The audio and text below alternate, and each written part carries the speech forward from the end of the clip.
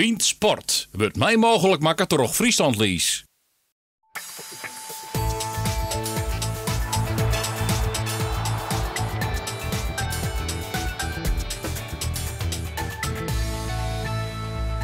Het is vrijdag, 4 juni. Dit is Bient Sport. Joen Hielendal in het rand van het vierliepen. Aan tafel twee topleppers, ooit Nederlands en Fries kampioen, tevens Hopma. Misschien wel de beste lepper, Bart Helmholt. En de crème de la crème van de Friese journalistiek, sportjournalistiek, Gerrit de Boer. Ja, het vierliepseizoen is nou weer 4 wedstrijden onderwijs. Ja, en we hopen vanzelfs dit seizoen op spektakel. Nou, is dat een mooie, hè? Theo Hopma. Bart Helmholt. Nog 4 keer knallen. En daar komt de rooie. En de post stiet stil, maar blijft die stilstaan. Wat een geweldige topsport. Oh, en het is verder. De Jim Pennemeter, ja!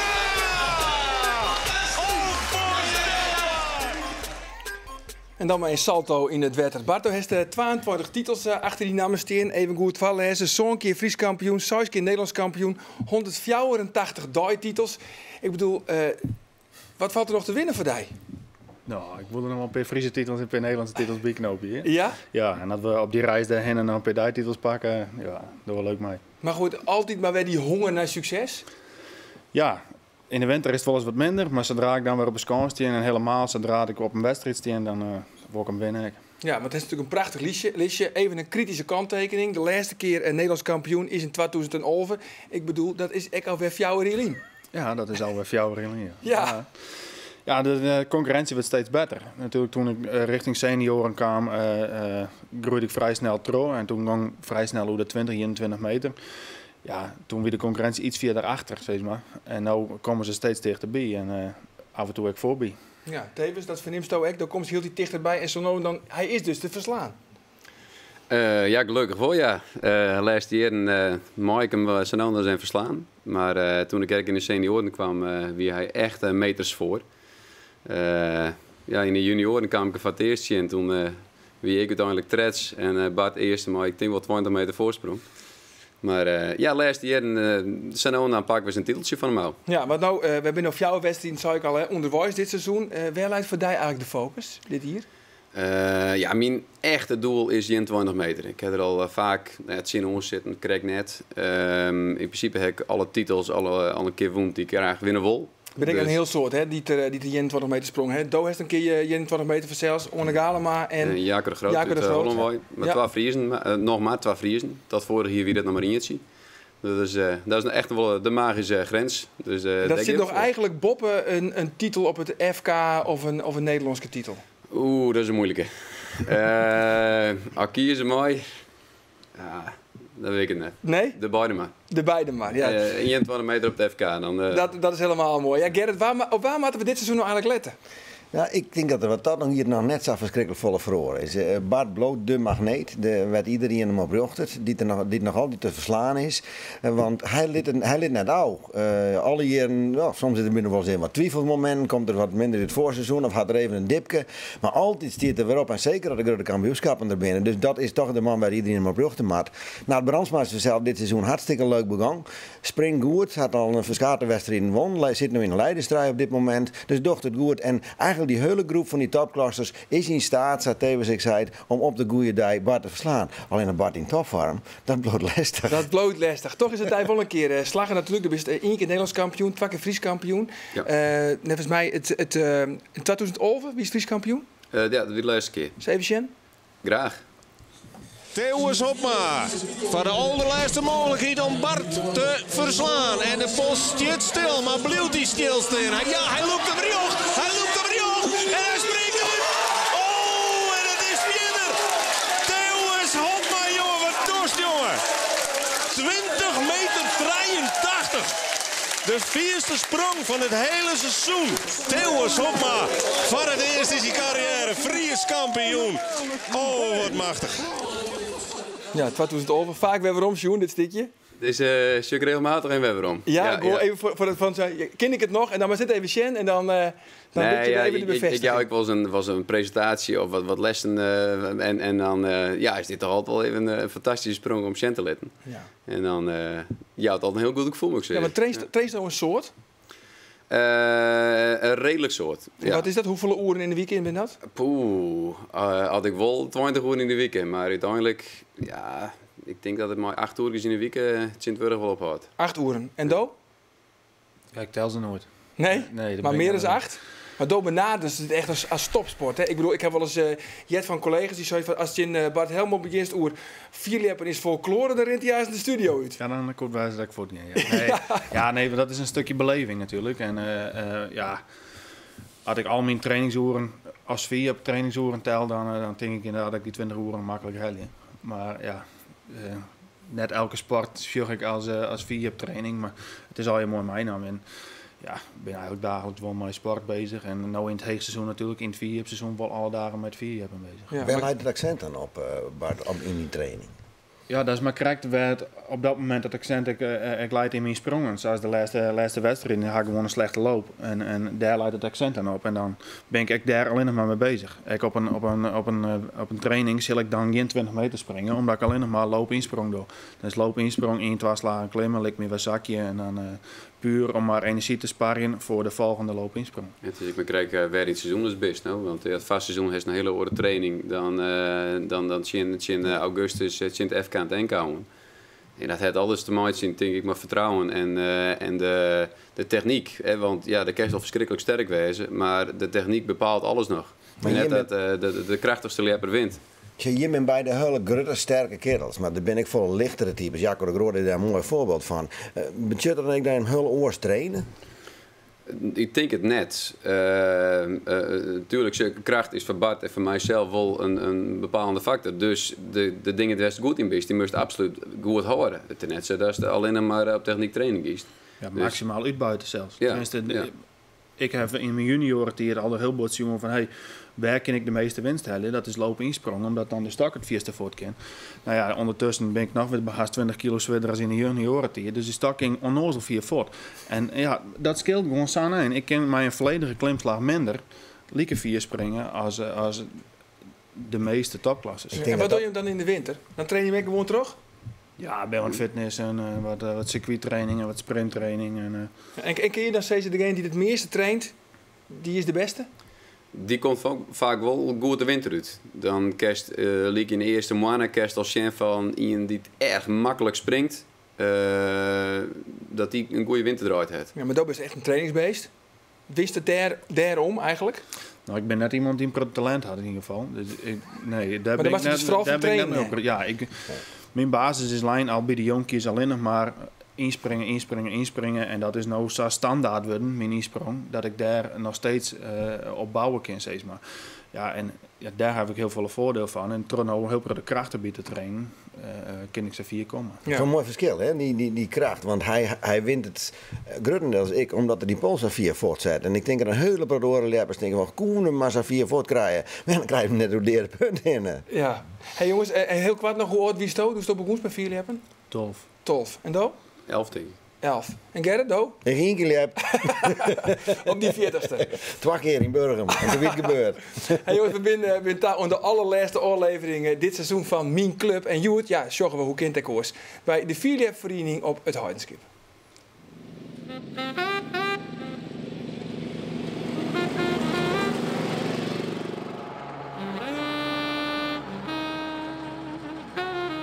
Ja, het mooiste is dit is eigenlijk een beetje een schuilplak voor een sporter. Het meesten hier op dit terrein komen, het lijkt altijd mooi naar Leiden. Het Sintje erbij, we zitten hier Cinemaren, dus het regent hier nooit. Dus het is echt een haven waar je in sporten kerst. Ja. Alle medebewoners eromheen, hè, die zijn overal heel dik betrokken erin. Ja, die halen het mooi opbouwt. Dus ja, iedereen kent iedereen. Dus dat is die houdt een heel goed gevoel in. Ja. Rug opbloeien, zet nou. Hop, doe maar. Nou staat hij verder, hè. Ja. Het gebeurt automatisch. Ja, zo ziet het mooi. Oké. Doen we dat? Ik heb nou al haast 3 generaties trainen en dan dat is altijd wel grappig. En just soms ik stijlen we beroemd van de ouders die het vroeger ooit is. En dan denk ik, oh, dat is niet van die en die. Waar kom? Om heen, shit. Oké, rug op. Hij gaat springen. Ja, mooi. Doe maar. Sjoeg omheen. Sjoeg omheen. Doe maar. Hup. Oh, prachtig. Ik moet wel zeggen, als er een ploegje springers binnen die een beetje front van elkaar binnen, dat stimuleert wel heel erg. En als mensen eenling binnen, die kan dat je heel gauw oudjekjes is. Maar dat, dus ja, hoe eerder dat zien ploegje als vriend maal kan springen, Channel kan springen, no? En voor elkaar springen, dan kom je een heel eind. Ik kan het lang volhouden. Oh, bam. Poef. Het enige wat gebeuren kan is dat. En dat niet zo. En ook door die stok, ik denk ja. Gewoon hetzelfde. Vind ik wel. Okay. Moest er wel van overtuigd wezen. Ik ben ervan overtuigd. Temperatuur van het wetter. Ik ben Paulus maar net, maar ik denk dat het voor de meesten een kieperveldtemperatuur is op dit moment. Ik vind het hartstikke mooi. Nou, dus uitzetten en boem. Dat is de pas 3 keer heel mooi. Uitzetten. Beter, doe maar, doe maar. Ja, mooi. Het is wel een stuk beter. Maar dan moest je een kop in die nek houden. Dus zo. Ik wil net zeggen van je moet al leppen kennen om het leven in te stappen. Maar ik denk als je leppen kennen, kan je het leven niet stappen. Ja, maar al die verzetten die erbij komen. Maar dat mentale aspect en de discipline, ergens voor gingen willen, ergens voor werken willen, dat komt allemaal weer om. Ja. Rug op, rug op. Hij ging springen. Ja, doe maar, zeg hem heen. Ja, mooi. Hup. Ja, mooi. Hij moet gewoon verder.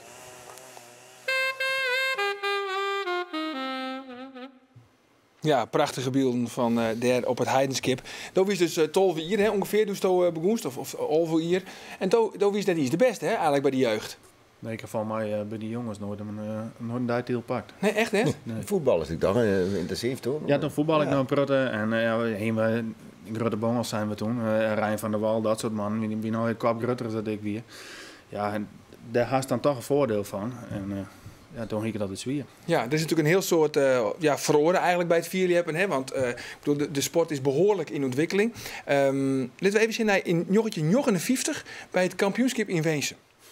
Het kampioenschap polstok verspringen, oftewel het liepen in het Friese plaatsje Winsum, is iets waar u niet min over moet denken. De jury had begrip voor de moeilijkheden van de onfortuinlijken, maar bewondering voor de grote prestaties, zoals die van de jongste deelnemer die meer dan 9 meter sprong.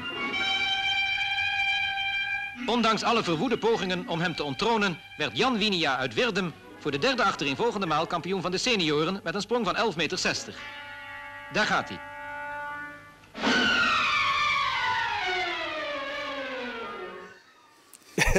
Ja, het is als even voor te stellen, hè? 1959, over 1,60 meter, Jan Winia. Zo moest dat. Zo moest dat, ja. Geweldige uitspraak natuurlijk. Ja. Maar van, wat is er in die tussenliggende periode al je verloren bij het vierliepen? Ja, zo verschrikkelijk soort. Ja. Ten eerste de sconsen, het zoon, de polstakken, de benadering van wedstrijden, het nadenken over de sport en het samen dan. Alles is in goed 50 jaar op een schop gaat. Ja, we zijn nou goed 50 jaar en 10 meter verder eigenlijk. Hè? Want daar heeft het record staan, het nationaal record, tevens het Friese record, 21 meter 54. Ja. Gigantisch oud. Even Sjen, gewoon omdat het kind. Gewoon de marine. Gewoon de marine. Het gaat altijd goed. Hij is goed in vorm de laatste tijd. Hier is de sprong van Bart Helmond bij de senioren. Krijgt hij deze stok over de doorpunt. Dat lijkt te lukken. Dat laten we lukken. Gaat bovenin de stok in de uitsprong. Bart Helmond!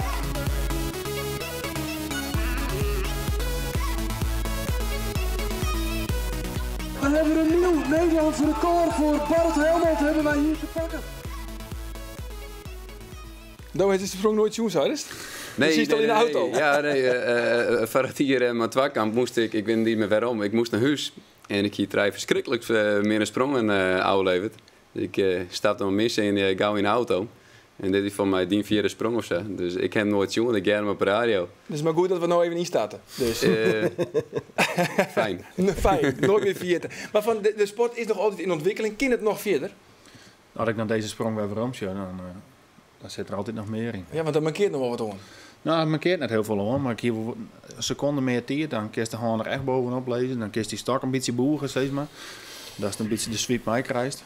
Ja, en dan lijst het maar 20, 24 centimeter verder. Ja, want Orne Galema, die had al zo van, nou, die 22 meter, dat maakt kennen. Of is dat bluffpraat of kind dat echt? Nou, het kan absoluut, maar dan mag die ideale sprong hebben. Maar wat ik wel aardig vind, die Bart wordt vaak ik wel aan de kant. Dan zei van, goh, had hij nou ik nog die uitsprong hier? Want omdat hij die stok zo 4 steen had. En toch is dat net helemaal weer. Hè? Ik wil dat wedstrijdje wel eens om, maar iemand die ook gestrekt uitspringt en dan precies even lang een stok lieke 4 zetten. Dan denk ik dat ik via de voet kom. Ja. Het gaat net om hoe mooi dat we in de lucht zweven. Het gaat om het punt waar het landst en waar het in achterste indruk achterlist. En had ik mijn volledige lengte en mijn haast 100 kilo plat op een beurlig delta onder is, maar met gestrekt uitsprong, dan kost dat me meer afstand dan op deze manier uitspringen. Dus ja.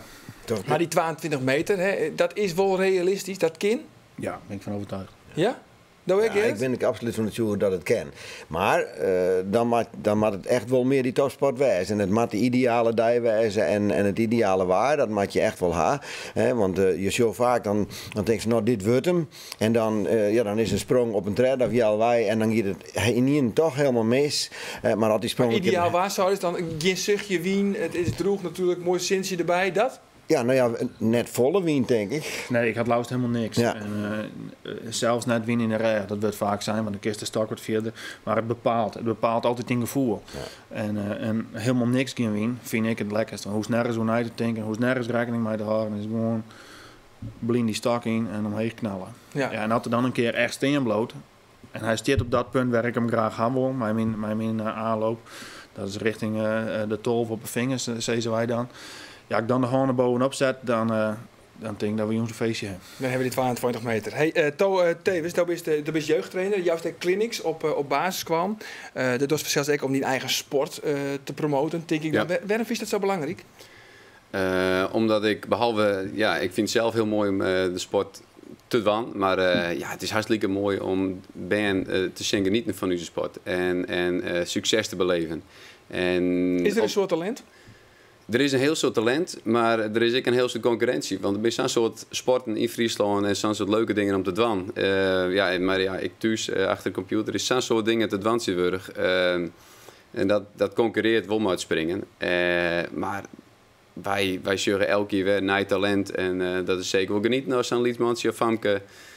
Van u dat niks zien allereerste sprong het wetter, maar mandjes juist. Ja. Maar dat is misschien wel het allermoeilijkste van de leersport. Want misschien zitten de allergrootste talenten komen nooit te blijven. Je moet in die sport komen. Het Kirsten knokt daar ik mee. Hoe krijgen we de talenten erin? En als mensen er één keer kennis mee maken, dan vind je het vaak wel heel mooi. Maar voordat iemand een keuze maakt van ik wil jepper in plaats van voetballer of ja, maar dat is maar zo'n soort sport. Ja, zo, dat is ik heb jaren van mijn leven gegooid aan het voetballen. Nou ja, die hartstikke leuk. Ja, en Gerrit Eck, dat is helemaal zonde. Maar ik beelden van die trouwens, vast een kliniek. Ik koer er geen houtje van, dus... Maar hij beelden vast een kliniek van die op een basisschool, dat die de twine in Driels. Ja, klopt. Ja! Ja! 1-1. Oké, Linde, het is jouw beurt. Het rondje komt en daarna gaat iedereen springen. En je krijgt dus een punt wanneer je met 2 voeten in het rondje komt. Moet ik hem vastzetten? Jij gaat met een aanloopje. Nou, springen we niet aan. Kom op, Linda! En perfect zelfs. Ja, dat wie dus in Drielse seks dus een heel soort diet in het begeleiden van jong talent. Maar gewoon zei ze dan dat die weer ten koste eigenlijk van die eigen sportieve prestaties. Nou, dat die vroeger was, maar het zit wel. Ja, dat zou dus niet gekeken al. Ik wil bij 8 uur aan het trainen. Ik wilde eigenlijk 20. Dat is bij de talentenbranden en dan zit hij in de sportskwallen. Nee, maar ja, het is ik zo. Ik heb geen masseur thuis of iemand die mijn dieet bepaalt en weet ik veel wat al hier. Op een gegeven moment, als je 2 uur traind hebt, dan is het ik wel klaar. Ja, ik ben geen Epke Zonderland, maar een fantastisch team achter me.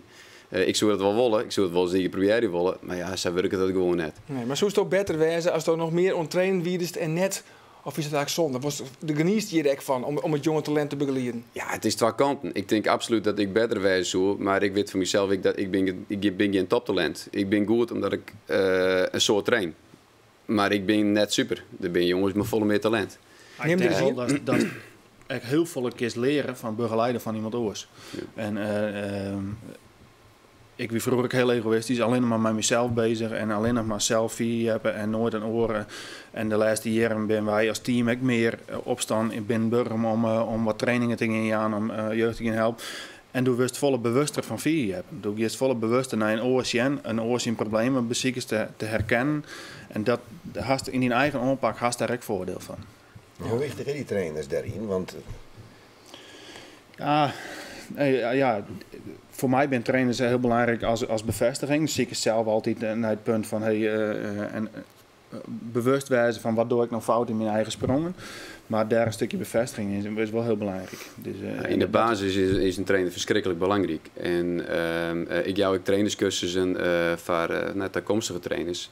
En wat ik zei, het Sjen naar een sprong. Sjen wat beter kent, Sjen wat oors kent. Maar ik Sjen wat van sprong past bij een lepper. Want ik zou, wanneer ik Bartje trainer wezen, zou ik nooit met zijn uitsprong bezig gaan. Want dat past bij hem. Wat zou je wel verhoren bij Bart dan? Bij Bart? Ik denk net zo'n soort. Ik zou wel met zijn outset bezig gaan. Want ik denk dat er daar zelfs met zijn omloop en zijn outset nog steeds wel 20-30 centimeter winst stekken. Iers? Daar zit altijd winst. Ja. Daar zit ik niet rustig twijfelpunt, denk ik. Of nee? Ja, loop-insprong, dat is mijn sterkste punt. Maar die sterkste punt wordt ik altijd het meest uitbuiten natuurlijk. En op een gegeven moment qua klimsnelheid, daar doet net zo volle meer gewoon. Dat is op een gegeven moment een bepaalde snelheid in een seizoen. En die snelheid is er nog net, maar die hoop ik wel weer te krijgen voor augustus. Maar nee, dat is op een gegeven moment op zijn max. Maar loop-insprong, daar is altijd winst te halen. Ja. Dat is trouwens wel een mooi fenomeen in het jappen. De twijfel ik. Alle sporten hadden dat. Maar ik, de jappers, twijfel in de oorloop. Ja, door het team van dat twijfel bij de uitsprong. En dan komt het net meer. Dan rest het net meer. Maar is eigenlijk bang best. Nou ja, en veel hebben maar eigenlijk net bang. Angst? Nee, dan is het helemaal over. Het is puur trainen voor automatisme. En als dat erin zit, dan komt die topsprong in. Ja, jongens, het is er wat hier voor. Dan weet je wat, hè? Ja. De quiz.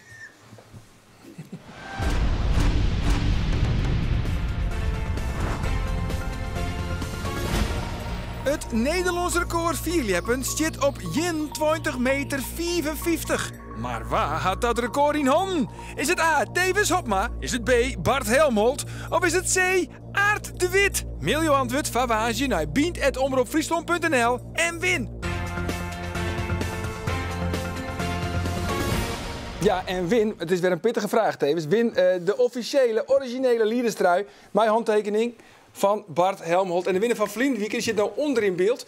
En dat is Jesse Stoelwinder uit Jobbegeer. En hij wint vanzelfs de keeperswanten van Jereveen doelman Christopher Noordveld. Heren, nog even aan die Bart, want dan is het 33 hier. Door heeft wel eens zijn van, ik een beetje om het van het gezeur hoor te wijzen. Als het NK in Burgum is, dat is in 2018, dan hoor ik ermee op. Ja, dat is nog voor jouw seizoen. Dat is nog voor jouw seizoen? Deze, ja. Inclusief dan moeten we nog even terug. Ja, en ik ben 32, dus dan ga ik nog weer een ietsje, pak ik nog weer op dus dat scheelt nog weer. Nee, maar doe maar op een gegeven moment toch ergens naar het werkje. Nou, laten we dan maar naar een NK werkje. En wat zou de mooie wijze dan afschiet nemen op die thuiskomst mijn Nederlandse titel. Mooier is het net. Jongens, ik wil je een heel knap seizoen te wensen. Succes vooral, een soort competitie en strijd. Waar verheugt u het meest op? Heel kwart nog? Toch het FK, dat bloot het mooiste. Het FK bloot het mooiste. Absoluut het mooiste. Heren, tiegetank voor je komst. Ons 4 manje, dan is Binte Verzels weer. Onderhoorend mij het Frieske turntalent Isatu Barry. Waar kent hem net. Die mij docht op het RTL-programma Super Kids. Na een weekend dan is ik de allerlaatste Biensport. En dan sturen wij de Grutte Berend Schootstra voetbalquiz uit. Voor nou in ons geval nog een hele gezellige jongen en een goed weekend. Dag.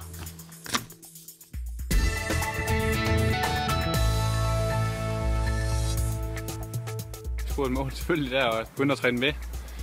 Næsten på fuld styrke nu, så det er rart.